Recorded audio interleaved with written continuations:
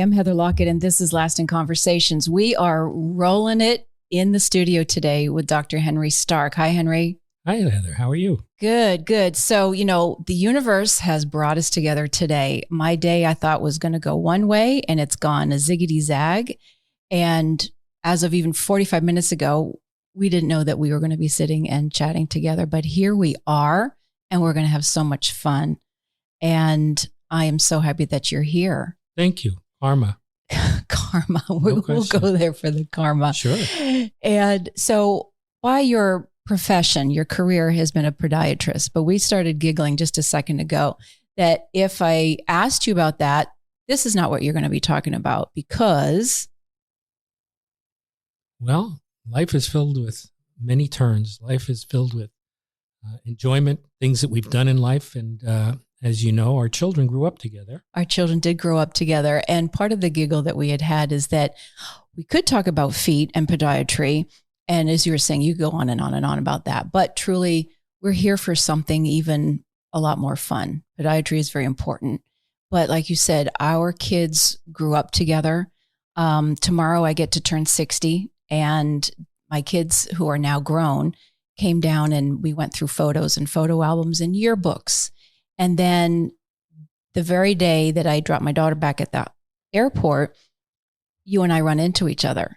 And so we coincidental. It is beyond coincidental that my kids were there. We were all there as our family, witnessing our histories and our lives, which included for many, many years, your family. Correct. And children and the schools that they went to and all of that. So here we are today. Welcome to the studio. Thank you. And happy birthday tomorrow.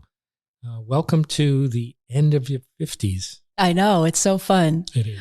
Well, part of this too is we were going through all these pictures because of some downsizing. And we shared that too, that you had downsized out of your family home into a whole nother life, into a whole nother scenario.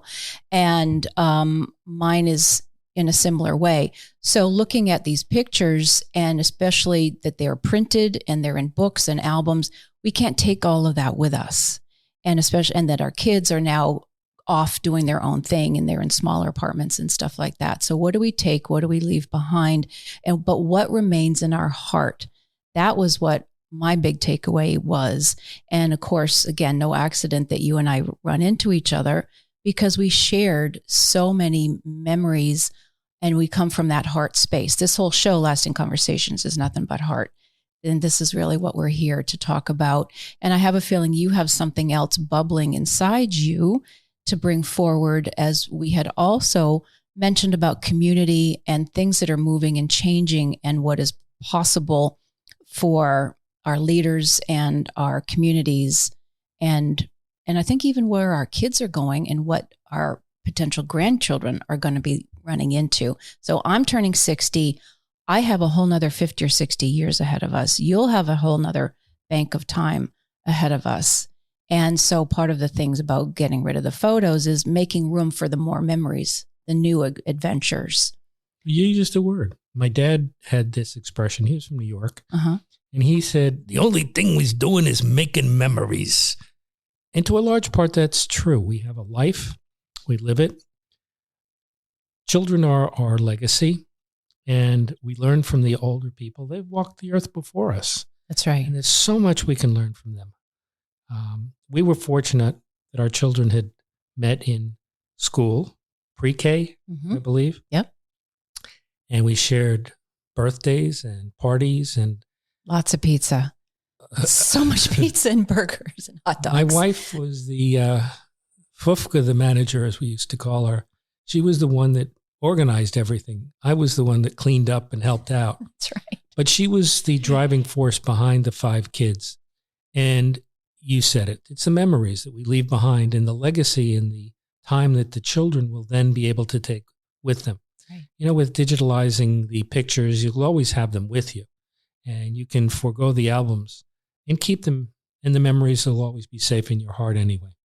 That's so true. And what I remember hanging out at your house or at the schools and stuff is chaos, but controlled chaos. Of course, your wife was, all of us moms were trying to just reel it in. But there was fun and noise and mess. And that was the fun part. No question. That was the fun part. 5 kids from my household and whoever else my wife had invited. I remember my wife had her 10th high school reunion at the house, and in the field next to us, it was vacant.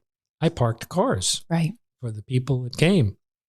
And I had actually put on a little orange vest as a kind of a fun thing to do. And I actually got a $5 tip from the people. They thought I was the parking attendant, which was really classically funny. I did give the lady back her $5 when she recognized me as in the party. That this was your house. At the house, sure. But the bottom line is these are the wonderful memories. It's unfortunate that we didn't have video at the time to take pictures of a lot of these things and remember them. The pictures that you have, you'll always save them. And once you get them digitalized, you'll be able to keep them around. And they won't take up that much room. But my wife and I, as you mentioned, we had sold that house a little over a year and a half ago, actually. And we moved on. With COVID, we downsized. The kids were grown, and it was a perfect opportunity to leave. She and her mom had found the house when my wife and I first got married, and she found this new house when we sold the big house, as we'll call it. So those memories, even though they knocked that house down and they're building a new one, will always be in my heart. Right. It just is. And as you said that about knocking it down, the family home that I grew up in, mostly I grew up in a few different places. We moved fairly often. But the main house that my brothers lived in and I lived in, that has been bulldozed as well. And that was part of a whole different journey after my grandmother passed away and land got sold and all of that. So there's something to that kind of finality, but then something else grows in that stead, doesn't it? What a wonderful metaphor. Yes. Yeah. Yeah. We lose and we gain. And it's the same thing with children. They're our legacy. They come after us. And our job, as I've often used this expression, is they stand on our shoulders and they reach up. And then when we're gone, we hope that they have the ability to have their children stand on their shoulders, and we promote their opportunities. That's exactly true. And you guys have been cheerleaders for your kids in all of their own twists and turns and personal journeys. And you have an oldest son from a previous marriage, and then Jordan and Aaron, Rachel. And again, your household was just so full of love and heart. And I remember your wife at one point saying, in terms of meeting some other kids or other families, if they didn't have that sparkle in their eye, or there was nothing to them, you didn't know what to do with that. But you guys were always just full of it, all of it. And you've been on different shows in terms of the game show. You can tell us that little story. That was hilarious, because you come across many times as kind of stoic and a little serious and on the quiet side. And then I never laughed so hard as when I saw you on the game show and here's Henry Stark. And it was so adorable. Did you have fun doing that? Yes, I did. It had, again, promoted by my wife. I was up in the Orlando area at a state convention. And of course, Suzanne, my wife, had figured, well, I've got a free hotel room. I'll bring the kids up. She's always pragmatic and practical and on it. And the spark of our existence was her life with the kids. I was just a follower. So I found that listening to what she tells me was the best thing for me. And the Friday before the game show, the Who Wants to Be a Millionaire, she was at the MGM studios and they were passing out flyers. Please come, and it's going to be called Walk In and Win. Sure, just come on in and walk in and win $1 million. But she kicked me out of bed that next morning about 6 a.m. and I went and I found the studio where it was going to be. and myself and 5,000 people were online. And out of the 5,000 people, 3,500 were allowed to go in with blue wristbands to the Indiana Jones Amphitheater. And out of those, 325 were selected from a drawing to be the studio audience. Out of those 325 of us, 8 actually got on the show, and they supposedly picked us at random. Having had that type of a incredibly lucky experience has led me to believe that there's nothing lucky in life other than things that are ordained, things that are supposed to be. And you mentioned in the beginning of this podcast that you and I had seen each other after not seen each other for years. Years, yeah. And so there's something about paying attention to things in life and giving things over to fate. I think that's very true. And so I know you have some stories about that actual game show, but Sure. more importantly is where else have you found those moments of kismet where things just, you kind of bob. I have a thing called Kamsu. Kamsu, you can't make this stuff up. CMTSU.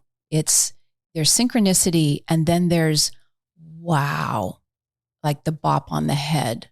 Like you can't make this up. This is extraordinary. Interesting you bring that up. Yeah. I was fortunate enough in 1968 to be an exchange student to Mexico, as were 2 other classmates of mine from a tiny town in eastern Long Island, Santa Mauritius. 2,500, 3,000 people. It's a very tiny town. And one of the other students from my class, his name was Jay, was also in Mexico. And we hadn't seen each other. It was December. It was around Christmas time.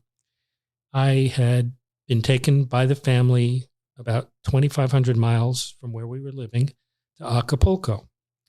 And unbeknownst to me, the last day of our vacation around Christmas time, I figured I'd take a last walk on the beach. And as I'm walking on the beach, up walks Jay from my high school. What are you doing here? Well, what are you doing here? It was incredible. You talk about kismet. And I told the family, this is, again, an embarrassing story. I had asked Jay, what are you doing here? And he said, well, he had met 2 college students from the University of Iowa and 2 from the University of Toronto, and they were living in a little one-room shack through all of their clothes and things there, and just living on the beach. They'd been there for a few days, and I said, I got to do this. So I went back to the family, and I told them, and they said, well, sure, but you're going to have to call your parents. So from Acapulco, I called my mom and dad, and they weren't home. So the family said, well, what did they say? I said, oh, yeah, they said it's okay. Uh-huh. So for the next week, I lived on the beach as like a bum, stayed at in the chaise lounges in front of the hotels. The fun that I had there was just extraordinary. The game show, how do these things happen? I've had the opportunity to, as you mentioned, I'm a podiatrist. I've operated on some of the most famous people and their parents. Mm-hmm. Probably one of the most, and I'm not supposed to say the name. You don't need to do that. But one of the most famous attorneys that anybody has ever heard of. His mother had come in as a patient, had a different last name. She had remarried. I didn't know who she was. And then when I met him after the surgery, I realized I better have done a good job or I would have been sued. I wouldn't be here. There was that. There were some very famous tennis players, young girls, let's leave it at that, mm-hmm. who came in as patients. I've just had an amazing, amazing life, and I'm just very blessed. So, well, I love these little stories, and that you never know whose path we're about to cross. We really don't. And the importance of being in the right place at the right time to help somebody. And it doesn't matter. We can get starstruck, but they need a good doctor or a good psychiatrist or a good podcaster or whatever it is that we all do, because we're all in this together. So that's just wonderful. One of my little burning questions is, you have brilliant children. We all have brilliant children in their own way. But your son, Jordan, who grew up with an auditory issue. And of course, as we're bringing up our kids who are differently abled than the mainstream, that we usually carry a worry. You know, your mother, she worries. Mm-hmm. So we do. But his gift, how did he get into like nano quarks, award-winning, forward future science extraordinary? I mean, the abilities that he's tapping into, I think you had mentioned here with Richard, the producer here, said, well, you're an engineer. Now, I didn't realize that. I knew of you as a doctor, but really, you're an engineer. So I want to hear all about these fun things. I don't think we have time for all of this. Well, Heather, but you know, let's time travel and quantum warp, and we can fit it in. How about that? You're so special. Let's start with Jordan. Jordan is my wife and I had our first child, and he was perfect in every way. Mm-hmm. And by the time he was about 3 years old, I remember coming home and saying, Jordan, Jordan, and he'd be watching television and wouldn't turn around. Ultimately, we found out that he was deaf. He's what is characterized as severe to profoundly deaf, which is one stage away from completely deaf. And my wife, Suzanne, had spearheaded the effort to get him into every single speech therapy, every single hearing aid that he could possibly get, fought for him in terms of the IEPs in school. Mm-hmm. And it was a team effort. And he graduated one of the top kids from Suncoast in 15 years ago or so, and went on to a college in California called Caltech. When I went out there with him in what was called the pre-frosh weekend, Suzanne insisted that I make sure that if he goes there, he's going to get into the best dorm, the quietest dorm. He chose instead to have the loudest, most raucous dormitory. Mm-hmm.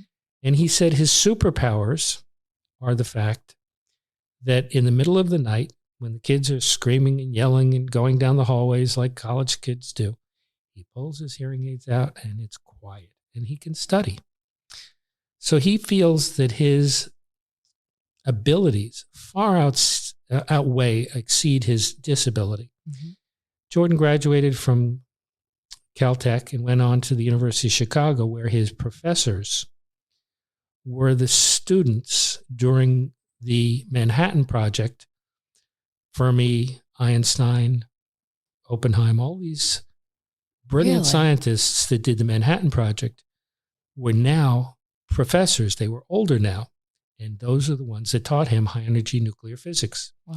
He graduated half a dozen years ago with a degree in high-energy nuclear physics, his PhD. And he went on to work in Santa Cruz, California. And he's now looking for professorships. He's 33. And he's done extraordinarily well. And that's my number 2 son. As you mentioned, I had an older son, Michael, mm-hmm. from my first marriage. Right. Well, but to have essentially the universe open to, he's creating new maths, he's creating new things, or as he's remembering what like Einstein had, all the people ahead of us, you know, the information is out there in the universe somewhere, but then we tap in, right? We discover it and put it all together. And that stuff really does jazz me. I think it's important work, and it's important work for what we're doing. And, you know, of course, I mentioned on the show that's airing this week, my heart hurts in the notion of having weaponry that can kill people, as we know what happened with the Manhattan Project. And I know that can rabbit hole on the good and the bad of what that was meant to be.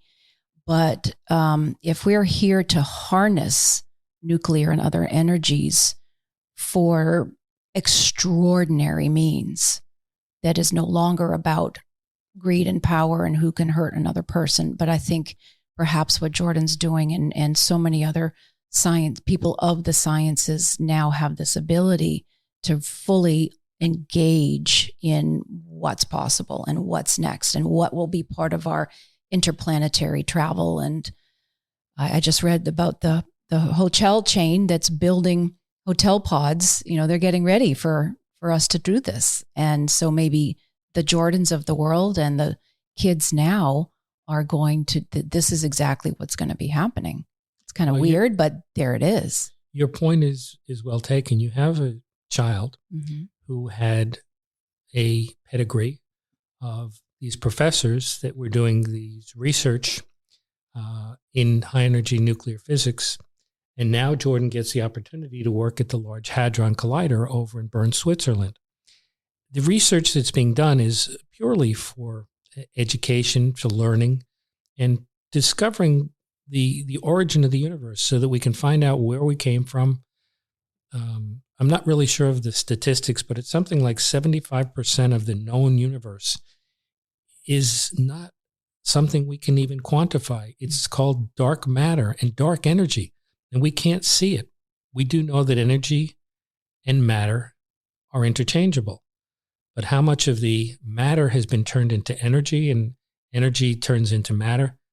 These are baffling questions, and these are the things that the Large Hadron Collider is beginning to learn, and the research is being able to quantify, to learn about. Yes, the Manhattan Project hurt many people. The Japanese people were hurt. And you look at the perspective, it really probably saved millions of lives of American soldiers and other people to put an end to World War II quickly. Greed, desire for power started World War II. And unfortunately, it took the Manhattan Project to put an end quickly, to limit the amount of suffering. I can see that. And, but what we can then learn from those times is where our choices are moving forward to never have to press one of those buttons again. Education and learning. And if we can learn about quantum physics and what things are made out of and how we can harness that energy, perhaps we can limit the amount of destruction on this planet, and perhaps we can go colonize the stars and start with Mars. I was unaware that they're already making pods, these hotel chains. They are. Terrific. They are. It's interesting stuff. I think I'll stay here. Good. I'm not going to Mars. I don't think you're done here yet. Not yet. Which kind of leads me into where medicine is going. So you've been in practice for quite a while, and now there are so many extraordinary technologies available, robotics and quantum and all kinds of fun stuff. So are you part of that movement as well? Does that jazz you as the engineer that you are? Yes, very much so. So maybe I've got plates in my wrist. It's good. It helped put my wrist back together. Would I like to not have to have plates? And maybe those types of surgical repairs could be the next level moving forward. How about that? Yes. And much of what I did 30 and 40 years ago were to work on, I don't want to say I invented because I didn't, some of the minimal incisional surgical techniques, or I call it MIST, M-I-S-T. And some of these minimal incisional surgical techniques can be utilized well in the foot, whereas today's graduate podiatrists, 3-year training, can operate shoulders and head and shoulders around me in terms of putting in plates and screws and pins and hundreds of devices. The bottom line is if you minimize the amount of material that you place into the human body to allow the body to heal itself, it's okay. That's not a bad thing. And that's one of the areas that I have worked on, perfected in my own practice, was to be able to do that without external fixation, without internal screws and plates. They're necessary when bones are apart. But if you need correction, it can be done and allow the body to heal without screws and plates. So yes, does it jazz me? Oh my goodness, yes. And it's amazing because the kids that are coming out today, they don't know about a lot of this. And all they know is what they were taught, which is if you can put 2 screws in, use 4. And if you can put 4 in, put another plate. Because the drug companies, as you well know, make money off of every single screw and plate and pin that you use. Oh, I was just thinking, well, hasn't med school adapted to what you were just talking about, where less is more? Or I guess you just answered that. Yes. Well, so do you see that there's a different movement within medical schools where that the students now coming in are going to go, yeah, well, why don't we do it this way, which is simpler, which is less invasive? But is there kind of maybe perhaps a gap in what the business as usual versus no, we're doing it a different way? Well, there's a movement away from the large invasive procedures where you use major hardware to where they're using less and less hardware in a more refined manner. However, you can't get less than 0. And yet in schools, they're teaching them how to use less and less hardware. I could teach a lot of the students how to use 0. But it's unacceptable in the mainstream of medicine yet, because if you eliminate the drug companies and the hardware companies, they don't make any money. And they're the ones that drive the bus.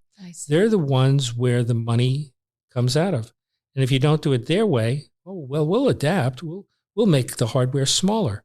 Oh, you want it smaller than that? Okay, well, instead of using 5, you can use 3. And yet, why not use 0 if you can? But this is just something that I have a particular interest in. It's a very small part of my profession. Right.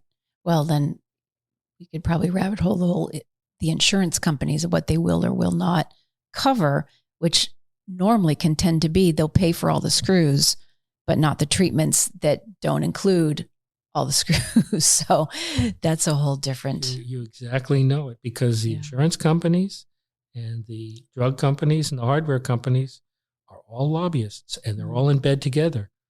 Republicans hate the Democrats, and the Democrats hate the Republicans, but they need each other to make sure that there isn't a third party. There's every reason to believe that there is conspiracy theories. Some of them are true, unfortunately. With the drug companies and the insurance companies, there is collusion. They know what they're doing, and they do control a significant portion of the market. I'll probably get sued for saying it, but I don't really care. I don't think so. I'm too old. We'll put a nice little protective pink bubble around that. No, I think because that's just it. And again, generationally, but people are wising up. They really are. They say, no, this is my body. This is my pocketbook. We cannot physically, financially keep going the way that it has been going. So there is a seismic shift. And so people that like yourself, who've been in a profession, you're very learned, and like every evolutionary time where there's a new science or a new way, and certainly a new way of doing business, those are the opportunities. And there's a groundswell of that. And that's okay. That's a beautiful thing. I absolutely agree. Older business is going to have to just figure out that there's a different way. Well, I wish it could be done faster, but perhaps plodding along the way we're doing. One step at a time to the podiatrist, but which is very important, good. Right? The one step we all need that progress. One step. Or a giant leap if we're going to hop to the moon. Or Mars. Or even Mars or Jupiter or any of them. So, Henry, what else? What else is on your mind? I think there's room for your own show, I think, because I think you're just full of philosophy and little pearls of wisdom and nuggets and things. Why do I just get this sense that this will not be the last time in this or some other studio? It's frightening to me because oftentimes when I get tongue-tied, for someone like yourself who has a very good approach to this, and you have a very smooth manner, it's easy. For me, I do a lot of, and that's disturbing to people. Recently, I've been watching the Gwyneth Paltrow trial, which is a comedy of errors, to say the least. Last night, I was listening to a radio show, and some of the people were talking about the Gwyneth Paltrow trial. And they euphemistically said, gee, I hope they pick it up for a second season. Oh. Now, it's a completely comical line, but it's brilliant because even though it's reality and it's just a trial, a silly trial, someone ran into somebody, and that's what they're talking about today for closing arguments. Who ran into who should have damages. The public perceives this as almost a television show. Because the lines are so blurred. Exactly. Do they know any different? And gee, I hope they pick this up for a second season. Gosh. It was a brilliant, brilliant commentary. I love humor like that. There was a time I was listening to a radio show. You're talking about how I have these things inside of me. Yeah. I was listening to a radio show, and these typical radio shows in the daytime have an older guy, a younger guy, and the ditzy blonde girl. And the ditzy blonde girl says, you know, I never understood what it meant that ignorance is bliss. And so the young guy is saying, well, what it means is, and the older guy says, no, don't say anything. Just leave it hang. This is what he means. She said, I don't understand what it means. Ignorance is bliss. Just leave it alone. Get it? Yes. And these are the little gems in life that I think are brilliant. So, yeah, I may have a whole lot of little things that I could bring to the table, so to speak. But it frightens me because how much time have I got? I've got my work. I've got my kids. I've got my wife. There's just so much of me to go around. I'd love to share. Well, here's the thing is that we get to learn what brings us joy. And especially if perhaps a career is morphing into having room for more and whatever is bringing you joy. And so if a show does that, mazel to you. And if it's via what you're already doing, what your gifts already are in your office, then that's fantastic as well. And you've always been very focused. Family's always been first and in your realm. Is there something, what is the fun part of Henry's day or what you foresee for your future and for your family? What a great question. Mm-hmm. There's an old expression, if you love your work, you never work a day. Mm-hmm. Or is that what it is? And I had worked up until 2015 when my partners bought my share of the practice out. And for 5 years, I was retired. And the first year, a friend of mine said, just do nothing. Just see what you like and maybe travel. Because I thought you had retired for a while. I had. Right. And in the middle of COVID, my partners left the building and I went back and I cleaned it up and I replaced the fluorescent tubes with LEDs and I replaced the floors and did the toilets and I did it all myself. I grew up in a lumber business and mechanically I was always very handy. And I started to get knock at the door and people were coming in. Where are the doctors? Well, they left. They went to a different location. Here, you can go see them at the new office. No, wait, you're a doctor. You took care of my mother. You took care of my kids. I remember you. Can you take a look at my foot? Yeah, come on in. And I realized that my joy was my work. Yes, with the 4 offices and the 4 partners and the half a dozen associates and the 50 staff members when the practice was very big from Jupiter to Bethesda and to Boynton area. It was wonderful.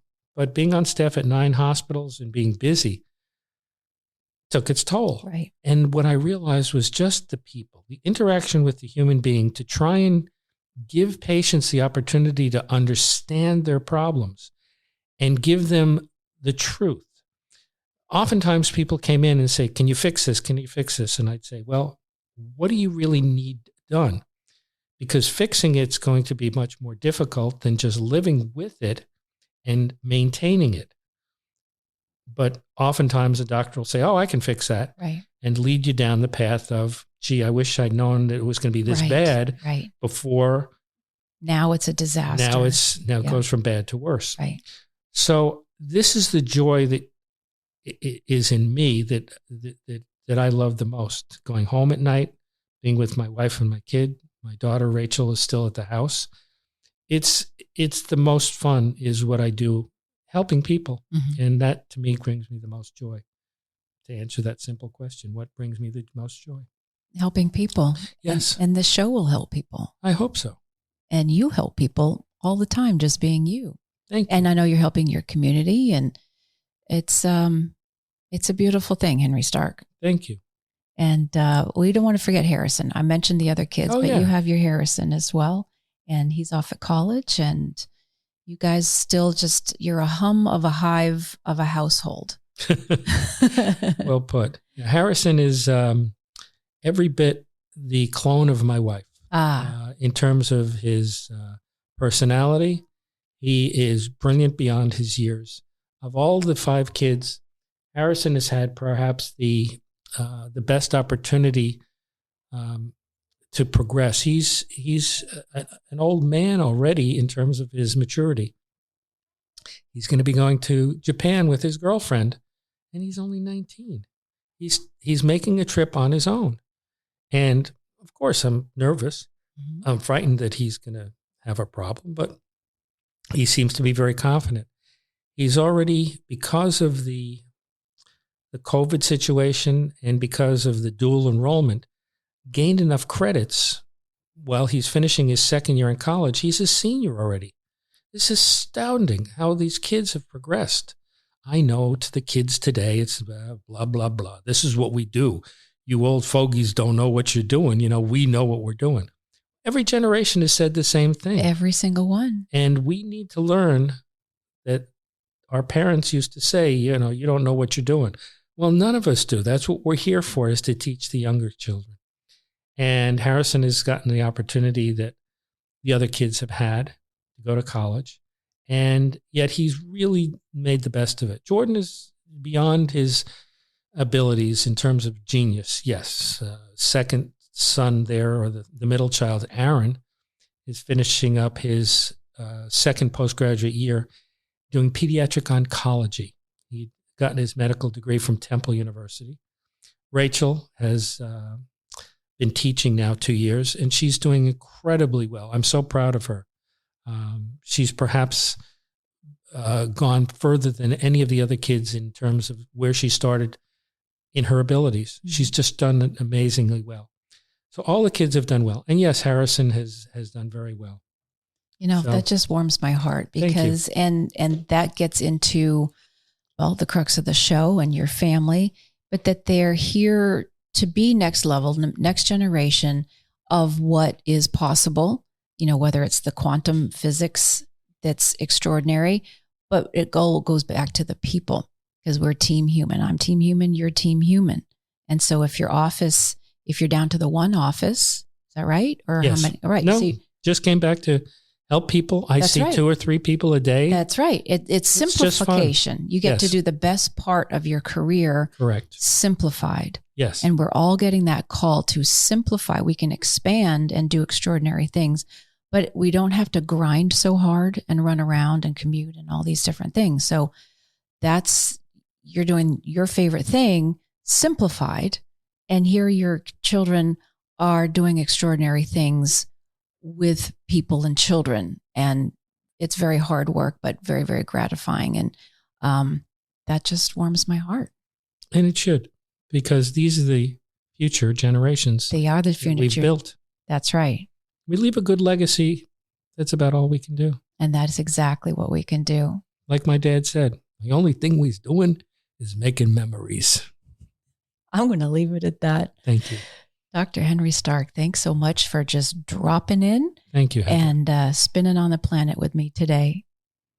And thank you for listening, everybody. Please be sure to like, follow, review, and share this podcast. And if you'd like to be part of the conversation, please send emails to podcast@lastingconversations.com and follow us on Facebook. This is Lasting Conversations. We get to the heart of everything.